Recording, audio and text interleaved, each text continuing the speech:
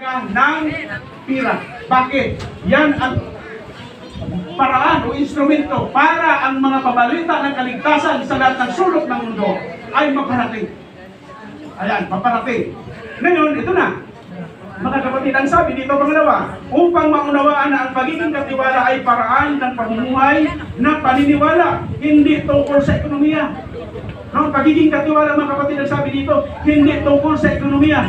Ang sabi nga dito, mga kapatid, ang sabi dito, mga dapat nating alamin. Ang pagiging katiwala ay paraan o estilo ng buhay, ito'y usapin ng puso. Hindi ito tungkol sa pag-iipon ng pundo. Usapin ng puso. Ano ang ibig sabihin nito?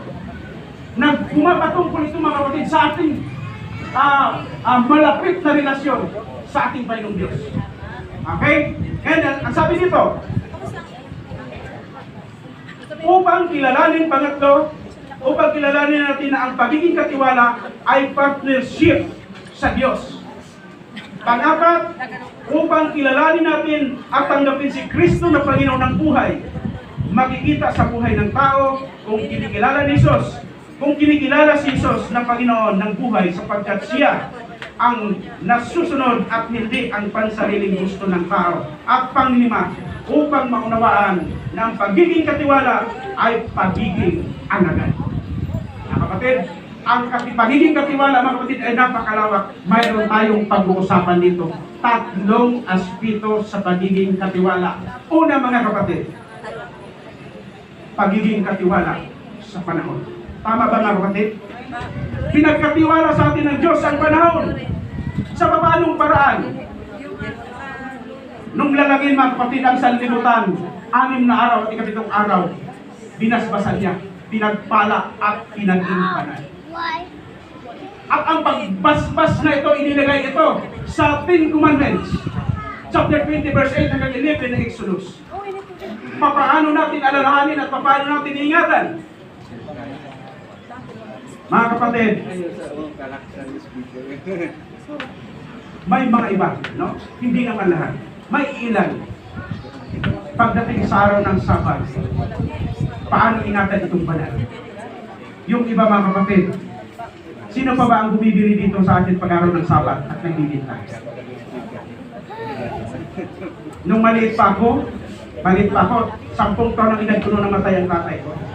Napulatan ko ang tatay ko, hindi man. No? Kagaya ni Brother Ray.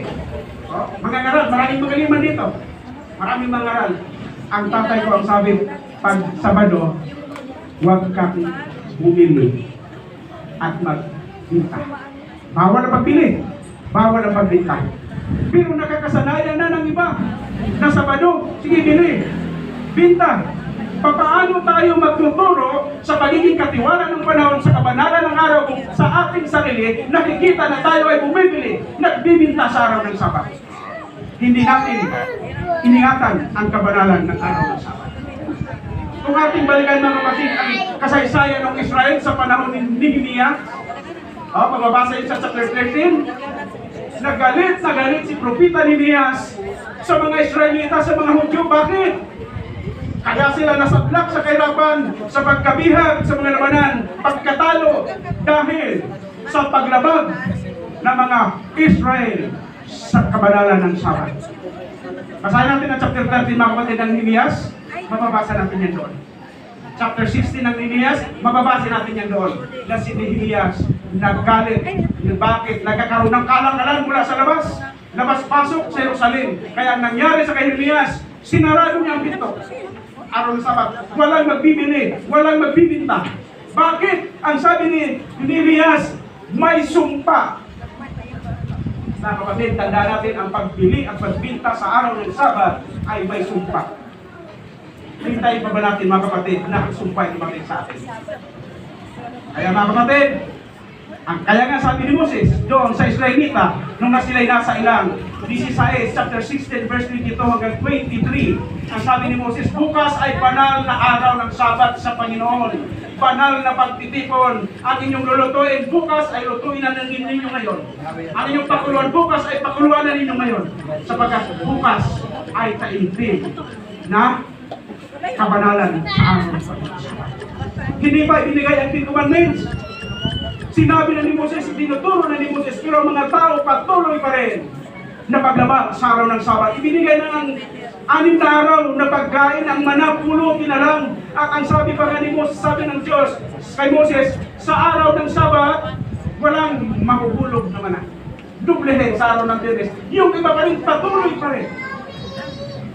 Ganun din mga kapatid sa ating kapanahunan ngayon. Yun ba yung pinagkakulamang sa kanila? Applicable din yan sa ating kapanahunan. Sabi na ating liso kanina, ang ganda ng liso natin. No? Napakaganda ng liso natin kung nagpag-alala natin kanina. Applicable sa ating panahon ngayon. Ngayon, patuloy na lumalabas pa rin yung iba. Sabi ng Panginoong Diyos, hanggang kailan niyo tatanggihan ang ating mga kautusan at ang ating panuntunan. Kaya mga kapatid, kung tayo ay itinalaga ng Diyos, nakatiwala sa panahon, ingatan natin pa yun. Mga kapatid, ang araw, ang kabanalan ng Sabat. Paano natin ingatan ito? Ang sabi sa Isaiah 58, 13 at 14, huwag kang lalakad na iyong sariling lakad. Di sa iyong mga sariling salita, di sarili na iyong kalayawan. Huwag kang lalakad at tawagin mo ang araw ng Sabat na kalukuran sa Panginoon. Ako'y pangako doon mga kapatid, pangangabayuhin kita sa matataas na dako. May pangako na pagpapala doon sa pag-iingat ng kabanalan ng Sabat. Mga kapatid, yan yun mga kapatid. Panahon. Dapat kung ano ang ating hanapbuhay, ang ating trabaho, tingin natin pagdulog ng araw ng Biyernes. Huwag natin hayaan na patuloy. Mga kapatid, mayroon akong experience na nasa Burias Island, Masbate ako. Mayroon doon magtatay sila ng experience sa mga at sa hapon ang tatay ang at sa tanghali siya ang divine service. May-ari sila ng bus. Mga kapatid, may-ari ng bus. Habang dumadami ang kanilang bus, mga kapatid, na ano na sila, pagbigay ng tamo, pagbigay ng ikapo at ito, pinipigil na. Nangyari na bubagsak ng kumpanya. Sinumpa. Bumagsak, talagang bumalik sila sa sobrang hirap na buhay. Pero nung bumalik sila sa pagtatapat